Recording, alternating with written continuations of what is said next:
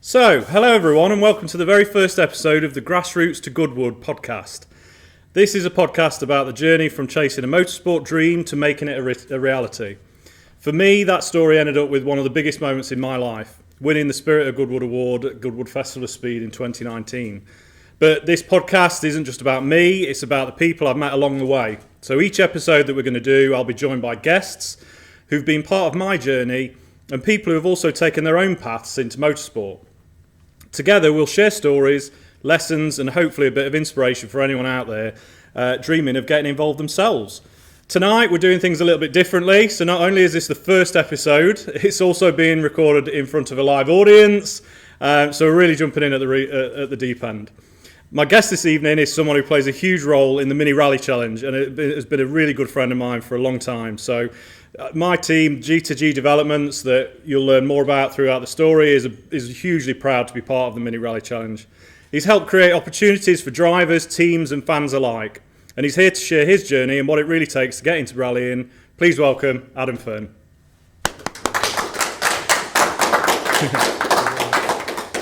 So, Adam, before we get into the nuts and bolts of the Mini Rally Challenge, let's start with you. Who is Adam Fern outside of motorsport? Outside of motorsport, my day job, I'm a train driver. Bit different. It kind of shocks people usually when I say that I work on the railway rather than working in motorsport or with cars. But yeah, I'm a big biker. I'm big into my cars and stuff like that. I travel a lot, go on holiday and stuff like that a lot. But motorsport is probably the most significant chunk of my life in terms of hobbies and stuff like that. I've been around it since I was incredibly young. So yeah, it's a very dominant part of who I am as a person, as well as the other aspects. And I love that. I know you're really into your bikes. Your dad, who's with us today as well, both into your bikes. Love the Isle of Man TT and stuff like that. Absolutely. Yeah. And that kind of adrenaline rush of motorbikes, it kind of links you a little bit into motorsport, right? That speed. Yeah, so that's where it started really. When I was growing up, I was around motorbikes like all the time. We always had World Superbikes on the TV and that I can remember. And then one of my earliest memories of like significant motorsport is when I was 13 and went to Isle of Man TT, and it's just like I say, it's the adrenaline rush, but like watching it as much as anything. And then I always wanted to be a motorbike racer. My dad would probably testify to the fact that I used to chafe him like mad about wanting to race motorbikes and stuff, and it didn't really work out because for various reasons, probably talent as much as anything. And then it kind of digressed eventually into what is now rallying. But yeah, it's just all kinds of motorsport, anything burning petrol and pumping adrenaline. It's just I'm all about it and watching it and getting it. Now I'm involved in it. It's absolutely incredible. I never thought really in my teens that I'd actually be involved in motorsport full stop. I thought they'd be watching it, and it's just really cool to actually be a part of something now, I think. Yeah. Well, before we get into the organisation of it, you are a previous competitor, and still that journey's not ended, right? Oh. So, going back to that first kind of point, how did that start? What was that defining moment where you thought, you know what, I want to get in a car, I want to race? Yeah. Well, interestingly, actually, when it comes to rallying, it was at Goodwood, at the Festival of Speed, and yourself, you were there with your radar. And me and my dad had gone to Goodwood the first time. I can't remember if it was 2018, 2019. It was the first time we went. And we just found ourselves at the rally stage. I knew you guys were there because I was friends with George Clark and stuff. And I can remember turning around to my dad just like, this is really cool. And I've been playing with the idea of going circuit racing. And I just popped down to the garage to speak to you guys. And got told about the minis and had a look around the radar and all different sorts of aspects of rallying, and that was it. It was kind of like, yeah, actually I can do this. This is something that's attainable. And Anglesey, we were first event, and that's it. It's been addicted ever since, to be honest with you. It's one of them, yeah. Definitely. And so in those early days, was there any kind of challenges that you faced to get into motorsport? I mean, you can't just get in a car and drive, right? No. Yeah. So motorsport's an interesting one because if you're not involved in it or if you don't know a lot about it, it seems impossible to get into, which I think is an obstacle a lot of people face. Which was the same for me. I was very fortunate that I knew yourself and a few other people that are involved in it. But one of the biggest obstacles I think is getting the right information in terms of knowing what's the right direction for you to get either behind the wheel of a car, into the passenger seat of a car, whatever it happens to be. And then there's obviously the finance side of it, which is everyone sort of knows when it comes to motorsport anyway. But I think one of the biggest obstacles is definitely just aligning yourself in the right direction confidently, to be able to put yourself in a good position to be able to be competitive and just really enjoy yourself as much as anything. And did you enjoy it? Oh, yeah, absolutely.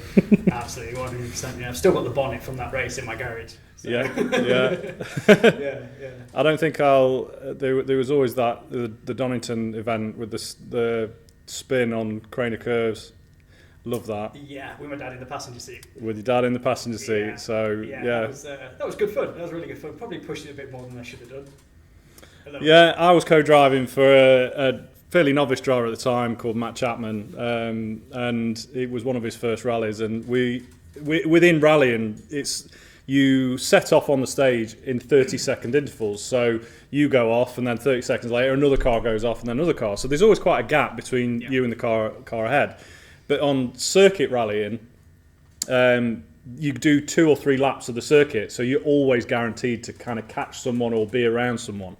And of course, you caught up with me and Matt, and I obviously co-driving. I'm looking in the mirror, and I can see this blue Mini in the background, getting closer and closer, and really pushing it a bit sideways.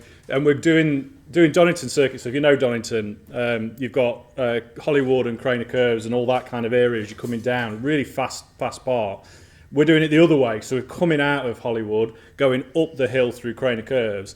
And I saw the blue Mini of Adam driving on the left-hand side. Then it disappeared to the right-hand side. Then it came back to the left-hand side. And I kept saying to Matt in the earpiece, don't lift, keep going, don't let him pass. Next thing you know, I saw the back end of the Mini going on the left-hand side and then off into the grass that way because you'd gone that way too many times, fishtailed, and away you went. Yeah, I think I was trying to be a touring car driver. I didn't quite have the talent for it. I think that's I can admit that now. But it's a funny little anecdote with that as well. Actually, to be fair, is we'd come out of the corner.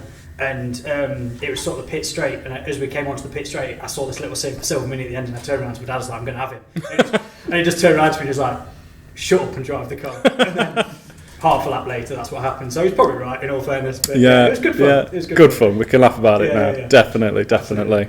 And do you think you'll be back out in a car soon, or what are your thoughts on that? As soon as I can be.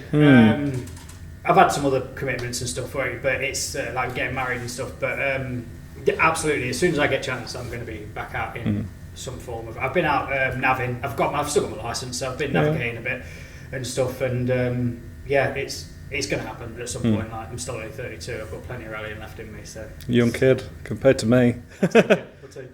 So let's move a bit further forward now. So you obviously competed in the Mini Rally Challenge a few bits. That's when I was heavily competing. I had to leave motorsport for a period of time. Due to an injury that I had, and came back into it this year, and here you are representing Mini Rally Challenge. Yeah. Still the same protagonists at the challenge that I remember back then, with yourself and a few more. Let's start from day one. What is the Mini Rally Challenge? So essentially, it's a very budget form of motorsport. It's about as entry level as you can get in rallying. The cars, which are outside that people here would have seen, are about as basic as they can get for rally cars. We have 10 events plus a special event. Everything's designed for budget in mind. The whole idea is that you can build on the cars on your drive, maintain it, and then go rallying in it. So it's literally about as grassroots as we can get, and that's the kind of whole intention. Everything we do with the championship, it's how can we have this as accessible to as many people as we possibly can that want to get behind the wheel of a car or in the nav seat of a car. It embodies grassroots. Yeah. And I do see the Mini Rally Challenge in a way, not just Mini Rally Challenge, so just rallying in particular. I like all forms of motorsport, and I've got licenses for doing different sort of things, but rallying's always been the one that stood out for me the most because there's two of you in the car. Yeah. You've got a co-driver and you, so you can do it with a mate. You can't do that circuit racing with a mate. They'll be in the pits.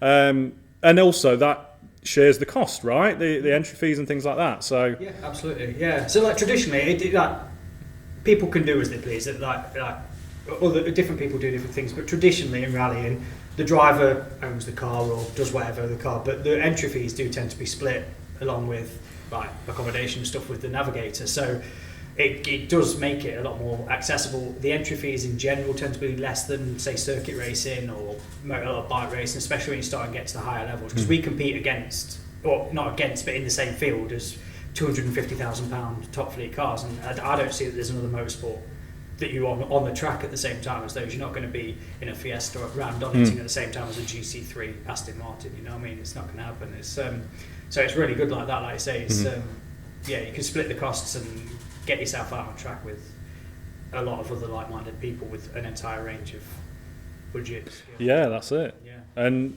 ultimately, is it tarmac racing? Is it gravel rallying? Is it what does it do throughout the year? What does a typical season look like? It's both. So we have it's a split championship essentially. So we have an overall championship, and then we have a tarmac and a gravel. So we have 10 rounds total plus a special round, which is usually closed roads. That's a little bit different, so we'll talk about that in a separate thing. But 5 tarmac, 5 gravel. The tarmac are usually single venue. With maybe the odd exception at some point, but because we did the Manx last year, this year they were all single venue. And then we have the gravel, which are all bar one, which is Greystoke's multi-venue, which, for anyone that doesn't know, essentially means that you're driving on public roads between stages and then off you're in the forest, as you see in the videos, as usual. What makes the mini special, which I think is really cool, is we run at the front of the field and we only do half the event for the gravel. So whereas it would cost you, say, £800 for an entry fee, it now costs you £400 to £500 for an entry fee, you're reducing the cost of wear and tear, of damage on the cars. We're in the front of the field, so the field hasn't been torn up by R5, which four-wheel drive cars or rear-wheel drive cars and such. And it just means that someone who maybe thought once upon a time, I can't afford to go gravel rallying, you possibly can, and you might be able to get a few events in a year for the same as it may have cost you to do one full event previously. So I think that's quite a cool thing that we do offer, and it's only our championship in the UK that you can do the half events because it runs under a separate licence on the events. So I think that's quite a cool thing. No, definitely. And one of the rounds this year is the RAC, yeah? Yeah, day three. Yeah. Julia, who does a lot of the events, absolutely pulled a corker. We've had a few events cancelled this year.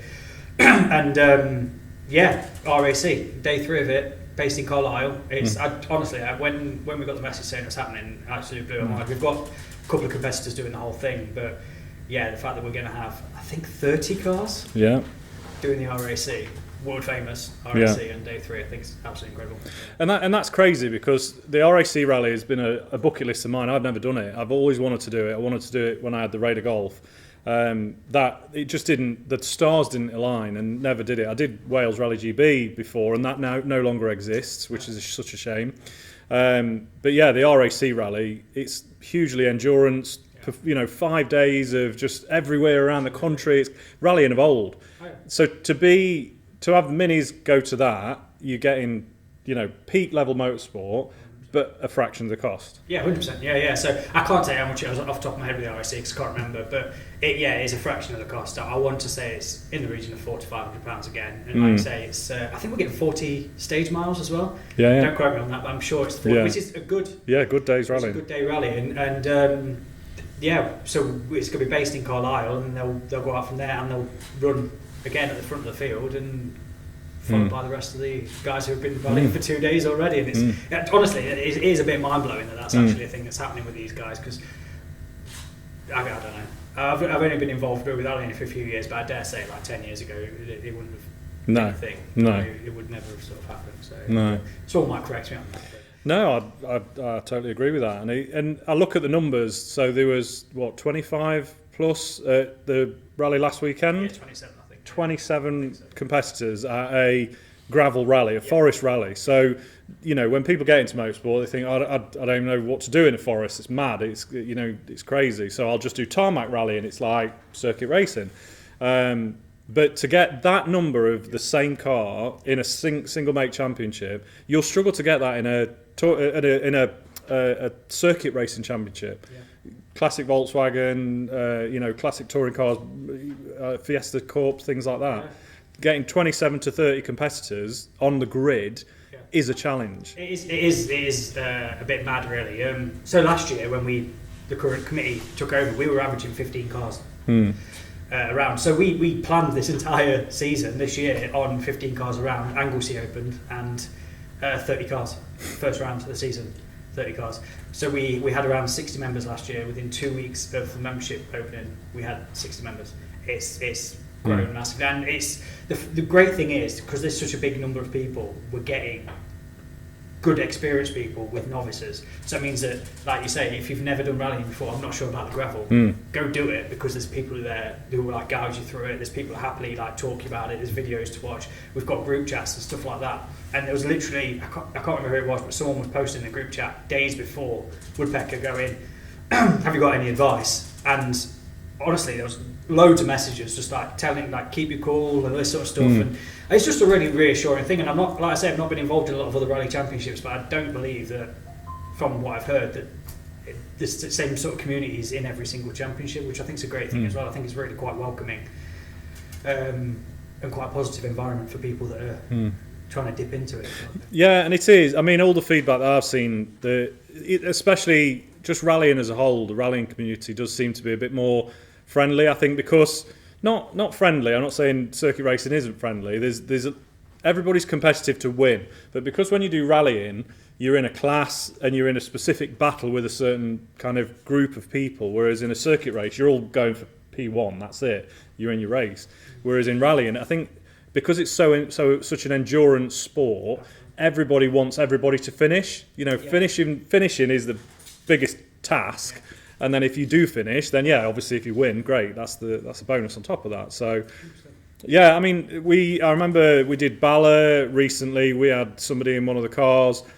He came in for the final service, and I did a spanner check on the back end of the car, jacked it up, and the bolt that was holding the suspension strut at the back right, it was bent so far. I think if it went back out for one more stage, it would have snapped. It was almost kind of L-shaped. And I said to the guy, we had, 15 minutes service?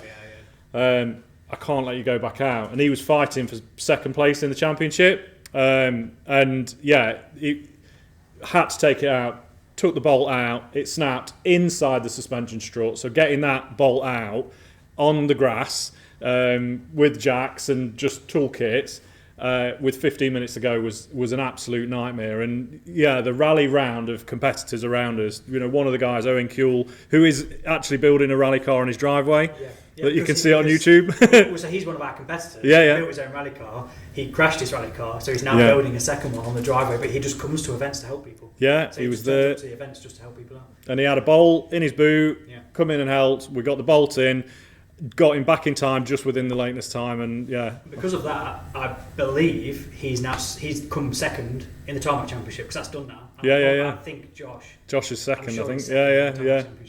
Because of that. But there's other stories like that. Like myself, I remember at Leconfield, I'd had ignition problems, and a lad called Mark Norwood, who's another Nottingham lad, he DNF'd, and he let me strip parts off his car.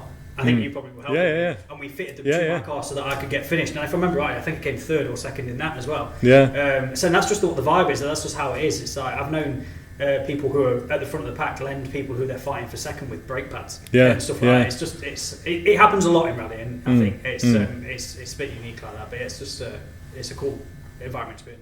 Definitely. So it's grown massively. You're right. You said that you were looking for 15 cars. How many minis exist now in this championship currently? Good question. So I've been trying to keep track, and if everyone that I've been speaking to actively has one built or being built, I think there's 50 cars between R50s and R53s, and then I reckon every month I get 2, maybe 3 people get in touch, and it picks up over the off season. As soon as the off season came last year, I had like a month in December when my phone went a little bit mad, and a lot of them have now joined the championship this year. So I reckon there's about 50 at the moment. And there's over 100 on the Facebook group, just people just interested, like massive, that? Yeah, absolutely. There'll be more than that. We've got over 100 members. Yeah. The Facebook group's got ex-members, people who are about joining. We get a lot of navigators through the championship, because I think people see it's a good way of getting in and learning how to do bits and bobs and stuff like that. So yeah, I think we've got over 1,000 people on Facebook actually. Wow. It's took off quite well. It's really good. Do you go, so in terms of the Rally Challenge then, do you have a favourite story or a standout moment so far from your time, whether it's competitor or from the organisation? The thing is, I was trying to. You mentioned this to me before, and I was trying to think of it because there's loads of little Loads things of that have happened. But like the Owen Cure thing's really cool, and then we've got people like Jacob Neal as well, who he bought a car off one of our other competitors, and he came in an R50 and does everything. I think it's in his dad's garage. Yeah, it is. Yeah, won the championship overall in the R50. Yeah. Did an engine conversion to make it an R53, and now he's doing the same thing now, and he's just like, he's a super quick lad, and he's had a few niggles, little problems and stuff like that. But yeah, so I like those sort of stories. John Day literally this weekend rolled the car on the first stage, and if anyone wants to see pictures of it afterwards, because it's impressive, and then he finished all 4 stages with the car that he'd rolled.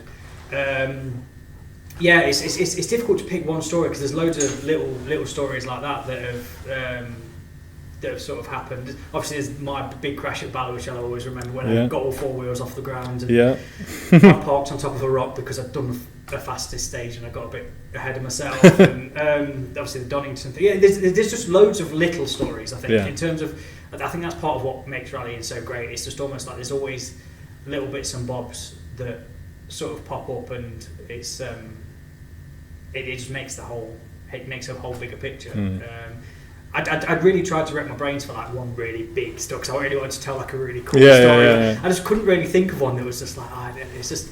I think for me it's more about the smaller things. So again, I was navigating last year on the track rod with Guy Butler, who's another guy who runs the championship. He was one of the people that was in it from day one with myself and George and yourself. Track rod last stage for us, so 4th stage, ended up on our side, and I'm there with my arm out the window waving the clipboard, and one of the next cars, the driver jumped out because he was closest, put us back on our wheels, jumped back in, and then I think he came second. It's just that's the sort of those little stories that all add up, and I think it builds a bigger picture of what rallying is. Definitely. Rallying is as a whole, to be honest. It's a really cool thing. Love that. So then, obviously, let's just talk practically. If someone's listening when we put this out on the internet or here, thinking, I'd love to get into motorsport, where do you start? Like, what do I do next? I think, from my perspective, try and get yourself to an event. Yeah. Go and watch, because you've got a lot. If you want to be involved, there's a lot of options depending on how involved and what sort of capacity you want to be in. So get to an event, go and watch. Gravel rallies are a bit more difficult to watch. It's the same as closed roads, but you've got.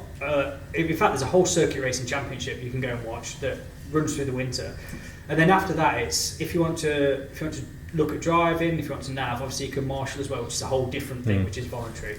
But after that, it's a case of go to one of the go to one of the rally experience places and get your bars license then.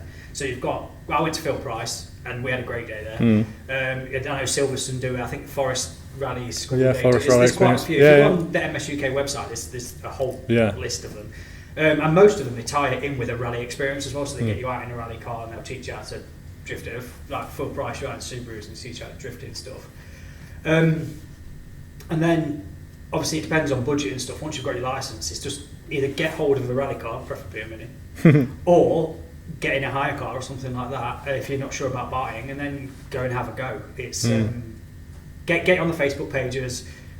Once you join our membership, you get put into a WhatsApp group, which is everyone that's a member, so like you can ask away questions there. I think just try and get yourself into the community is the best thing you can do, and then from there it seems to be a lot easier once you've got your licence, you've had your experience. And what I personally found is once I'd actually gone and got my licence and met some people at rally and stuff like that, I felt a lot better about it, because it seems like this big daunting thing. You see these videos of these absolute nutters flipping sideways and stuff like that, and you realise actually, like, I'm not going to be like them, but there is a version of that I can be.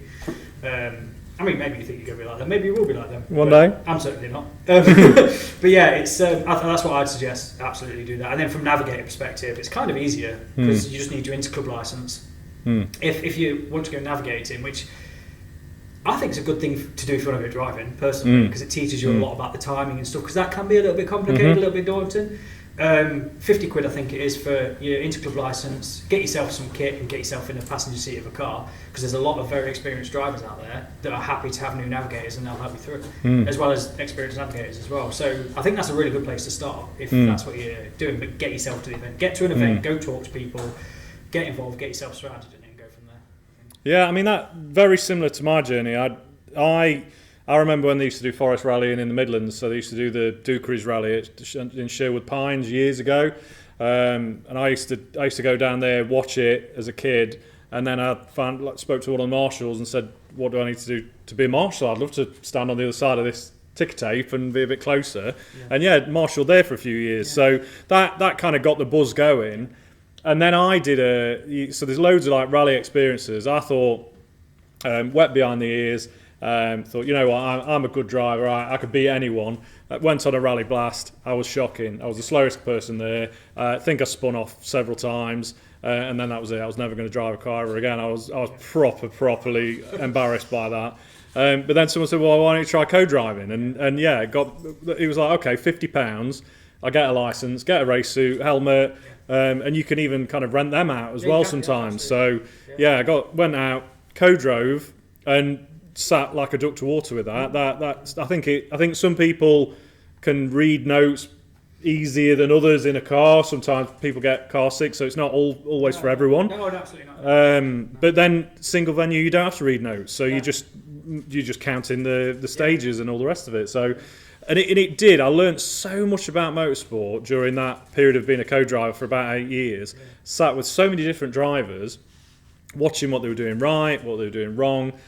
Came back to driving and found out I'd improved as a driver. Even though I'd not driven a car, I was a driver so much better than I was when before, and that was just from sitting watching people. So, and I've been rallying for 8 years. So, I mean, I'd said when I was driving, I did the whole I'm not going to do navigating because it's not for me and this, that and the other. And then I did a year in the passenger seat of an R53, which I think was the first year the R53s happened, so it came out. Did a year in the passenger seat, and I was like, this is actually really good fun.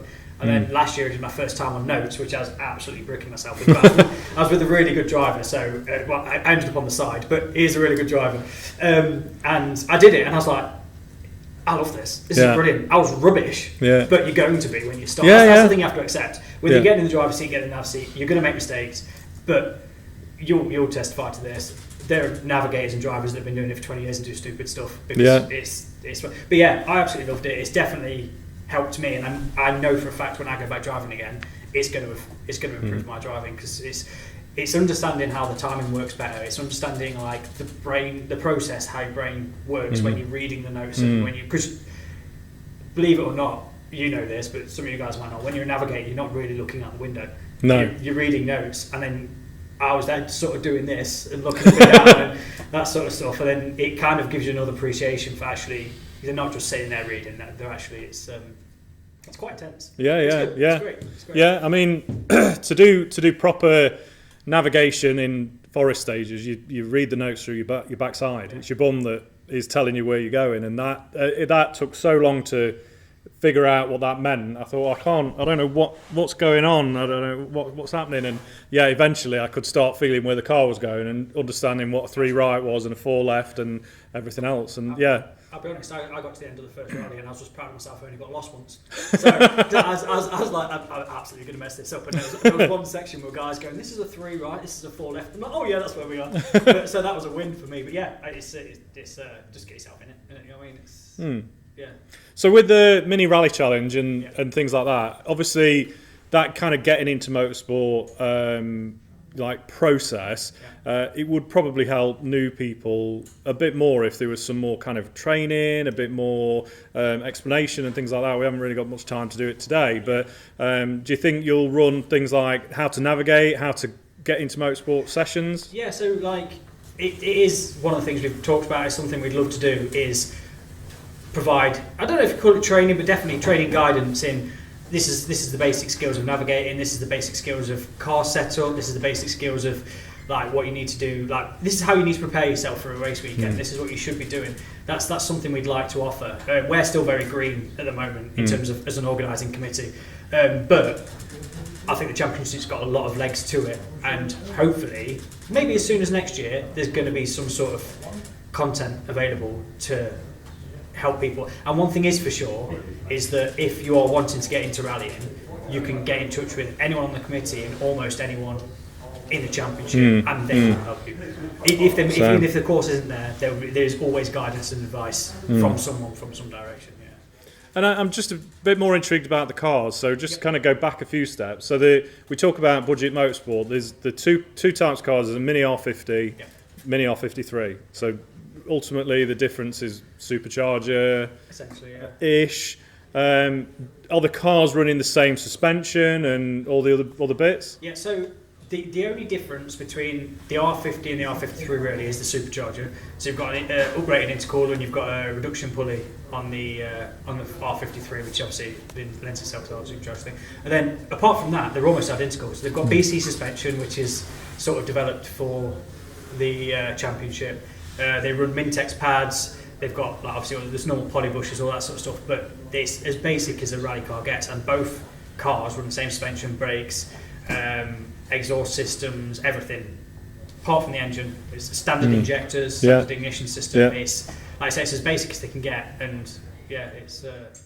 I mean, it's certainly something that I get asked loads, like, oh, what ECU are you running? Have you got it mapped? And it's almost like a road car that's had the seats taken out and put a roll cage in. Pretty much, pretty much. So you can get the ECUs mapped, but that's down to yourself, sort of thing. There's nothing, you can't do a great deal with them because, like I say, they run standard injectors, they run standard ignition systems that you're restricted by the fact they've got cats in to an extent and stuff like that as well. So it's you can only do so much with them anyway. We've got tight regulations. We've got very tight regulations because what we don't want is someone with coming in and spending 20 grand on an engine and then dominating the championship with trying to influence people getting in at base level. No, that's interesting. And looking back at the R53s on some of the events where some of the competitors have done the whole event in their class, so not in the mini rally challenge, in the actual class that they're in against any cars, forced induction, some have had some really good results, haven't they? We've had a few the R53s in top 3 for the gravel.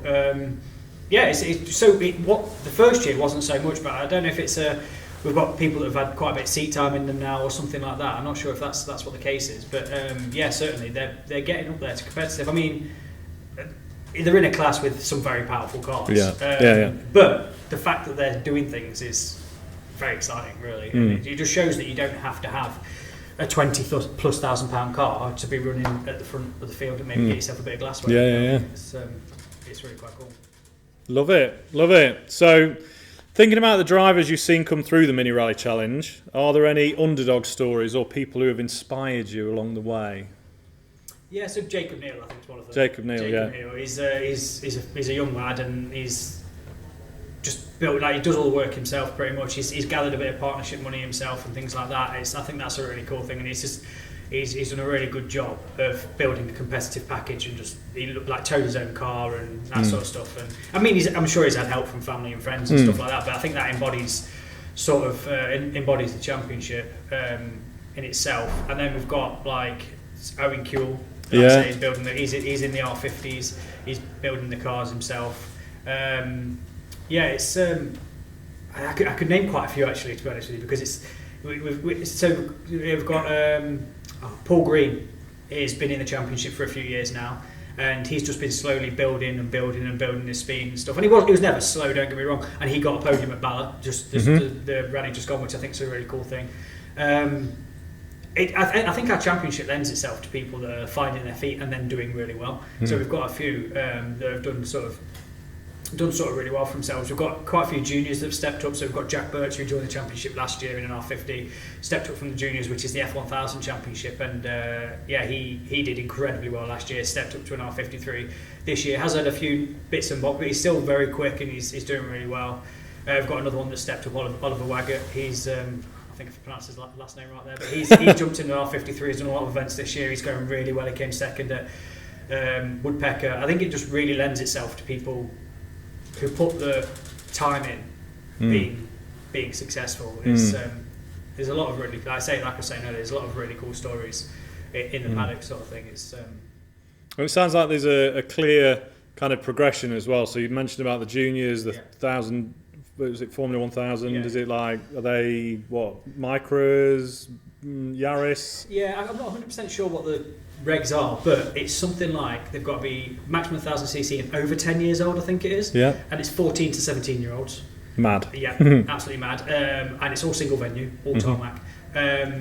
And then basically they hold your license for you, and then when you turn 17 you get your license, like me and you have we hold ourselves, and you can get in pretty much whatever you can afford, and our championship really lends itself to that, because you're going from 1000cc probably 85, 90 brake horsepower car to our R50s are 110, 115 if you've got a quick one, you know. And then you're in the forest. You can go in the forest with it, and then you can jump up to the R53s, which are around 200 brake horsepower. So yeah, it's I think it's a really good progressional ladder. And the beauty with the R50s, if you buy an R50 and you love that car, you can do an engine swap in the next season, you're in an R53. So I think it's unique in that way, that you're not having to buy another car to step up. You can literally do a transplant.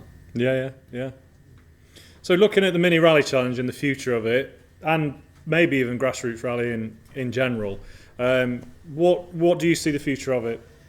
To be honest with you, I don't think it's going to be a million miles away from where it's now. And hopefully we'll have a bit more information out there for people, like you say, like we were saying before, with a bit of instruction, maybe even some actual literature, so that people have stuff to read, so they can teach themselves, and hopefully just grow the community that we've got already to help people get into a motorsport that maybe didn't think they'd be able to. We have people in our championship who have literally turned around to us before and said, I didn't think it was going to be a thing that happened, that I'd never be able to do. So I think if we can get more of that, whether it be, I don't know, introducing testing sessions, putting on literal classes, putting on events whereas we can teach people how to look after their cars properly. I don't know 100% what it looks like, but I think in my head that's what I'd like it to look like, is you can come to us and we will help get you started, and then you can then progress onwards, like from, well, everything. You can do whatever you like from us, because once you're in the R53s, you're in a quick car anyway. There's other options if you want to spend a bit more money in that, or you can, I think you just build the community, do some really cool events, because we try and focus on good events, and just get more people into motorsport that maybe didn't think they would be able to. Yeah. I think with the concern around, I guess, electric vehicles, the World Rally Championship, I'm old enough to remember Rally Sundays on BBC Grandstand, and you'd go and watch that, and now it's like you have to go on the internet and subscribe and find, and really difficult to kind of see motorsport in general. So I know there's enthusiasm to want to try and raise the profile of rallying globally, but certainly events overseas are a lot more kind of pushed by councils and areas than they are in the UK. So do you think we'll see a drop in events, or do you think the events will just keep going as they are because of the community? I think they'll keep going because of the community. There's been a lot of buzz about a few more closed road events that are coming and stuff. I think that, personally, I think it's starting to gain a bit more momentum now. There's a couple more media channels that are starting to pick up, like rallying and stuff. Obviously, you've got Special Stage and things like that that do a lot of publicising for motorsport and stuff. But there's talk of another closed road rally in Yorkshire. There's talk of another one down south. Obviously, it's a difficult thing because you're on public roads, you're in forests and stuff like that. But how it is at the moment, I think it's quite positive. There's obviously difficulties, and there's a few walls that need climbing and stuff. But I don't know if I'm just being optimistic, but I think we're potentially going in a direction that's going to help improve rallying in general from the community's perspective, because there's a lot of people that are very passionate about rebuilding the rallying scene in the UK. And it's not like we're short of people in the community. It's not like it's a dying community in the sense of followers. There's still plenty of people on stage watching, and there's a demand for it. For sure. So I think it's positive. I think it's a positive outlook. I think it's going in the right direction. I think we just need a bit of a push from the right people. I'm probably not one of the right people, but it's I think there are people out there that can do it. And it's things like there's an event this weekend at Blighton Park, and there's I was looking at the entries, and there's 5 or 6 minis going there, and that's not a mini rally challenge round, is it? There's quite a few minis going to that. No, I mean, I think nowadays you struggle to find an event that hasn't got a couple of minis in. People use them for stuff, which is amazing, because you don't buy in the car and thinking, I've got to race it in that. Yeah. So like East Ridings and Riponian at the beginning of the season, you get quite a few in there because people use it for testing. There's some of them are crash stages. Yeah. So I think we've got Charlie Matthewson and Tim Bradshaw, I think, who is an ex-Dakar motorbike rider. I'm sure he's taken his car up there as well. I might have misread that, but you see them everywhere. Yeah, Get away from I got a message about that to take one of these minis. I've not spoke to George about it because I'm not doing it. But yeah, there'll be some minis up there. Yeah. It's like I say. In fact, you guys take your rally car hire takes them to Mull. Yeah. Which is a bit mad, but yeah, they're everywhere. You can't get away from them. Unfortunately for you guys, great for us. I know. Yeah, it's great. The people are using them, and that's what they're for. Like. Get them out there, get them used. And, I mean, in October we're taking 3 cars to the Isle of Mull. So if you've ever seen a rallying video on a snippet on YouTube or online or something like that, where there's like a crazy co-driver or an issue where they've skipped over a cattle grid and said something, primarily the Isle of Mull rally will have a lot of those videos. It's arguably one of the most highest endurance rallies in the UK calendar, because it starts on Friday night and finishes at 3 o'clock on Sunday morning, and it goes through Friday night, Saturday and Sunday, and I don't know how many miles it is, but it's something ridiculous. But they literally shut down the whole of the island, so it's literally like the Isle of Man, but it's Scottish Isle of Man. And yeah, closed roads, looks fantastic kind of stages, and it's survival of the fittest, and we're taking 3 cars to that, 18-hour drive I think it is in total, and back again, and sleeping in a tent. Yeah, so that's going to be fun. But my word, that's going to be some good stuff to watch. So. Absolutely. Yeah. It's really cool, and I think you struggle to find an event now that you don't see some of our cars, and especially now that they're not saying now that they're reliable. They're good reliable cars. So it's on the most part, it's for budget. But it's. You get them out a lot. You see them out a lot. Definitely. Well, before we kind of come to an end, because we've got people here, I'll open it up. Has anybody got any questions for Adam about the mini challenge or rallying? No, just like, Yeah. I mean, I know. You're trying to encourage youngsters, aren't you? And I was just wondering, what's the minimum age and experience for anybody interested? So for navigating, I think it's 16 years old. Yep. And you don't no experience. Is the answer to that for that. In fact, for rallying, there's no experience. For driving, if you've got your license, so for driving, I'll go back and answer it. 16 years old for navigating, 17 years old to drive. If you've got your license and you've got your kit, you're good to go. Obviously, you're better off getting a bit of advice and whatnot, but that is it. Once you've got your license in your hand and you've got the right kit, and if you're a navigator, if you've got a driver, you can get in a rally car. And some of the events, so Bala, for example, is £120 for entry fee. So if you navigate there, it's as a navigator, it's definitely far less than going and doing a track day or anything like that. So it's, when you look at it in that perspective, it's really easy to get into. It's there's not a lot of fences you need to jump to sort of get into it. Anybody else any questions? Crickets. Yeah, if somebody wants to start as navigators, some of your ones, how many seats are there available? Because obviously a lot. Right. There's a shortage of navigators in general. So you tend to find. I'll just for the sake of the microphone, what was asking then is there a shortage of navigators? Is there seats available for that? Yeah. So what you'll tend to find is if you want to get in a fast car, it's going to be a while, sort of thing. But in terms of at the grassroots level, there's not just so you've got the BTRDA, you've got the micros that are now. There's another micro championship coming up and stuff like that. There's a lot of like 1,600, 1,400 cars and stuff like that, and a lot of their drivers are very happy to take brand new navigators. And there are Facebook page groups out there, Rally Login and Natter, and I think there's a Natural Navigator page. Yeah, there's a co-driver one. Yeah, if you go on there, almost daily people are asking for navigators, because some people you'll find will have one navigator that they have all the time. Some people aren't bothered, they'll have it from event to event, and there is almost a shortage of navigators at the moment, especially if you're willing to contribute. You won't I dare say you won't struggle if you want to get into cars. You might have to be not very picky about what cars you get in, but rallying's brilliant for whatever you're in most of the time. And you can progress, like the Mark II Escorts and stuff like that. So Jack Morris, he was actually one of our I brought him into Motorsport. So he started in an R50 Mini with one of our mates, Matt Chapman. And then he's been in Mark II Escorts with DAF engines. I think he's been in an R5. He's been in an R5, he was in a Fiesta, I think. Yeah, which if you don't know, rallying's basically the best rally car you can buy off the shelf, I guess. It's the four-wheel drive Fiestas and stuff. He's done some really cool events and stuff like that, so you can progress. And there's loads. There's absolutely loads of seats out there. And what you do find is not everyone has got the means and the budget to build their own car and also keep their own car on anywhere. You know, not everyone's got a driveway to have a rally car. So there's a lot.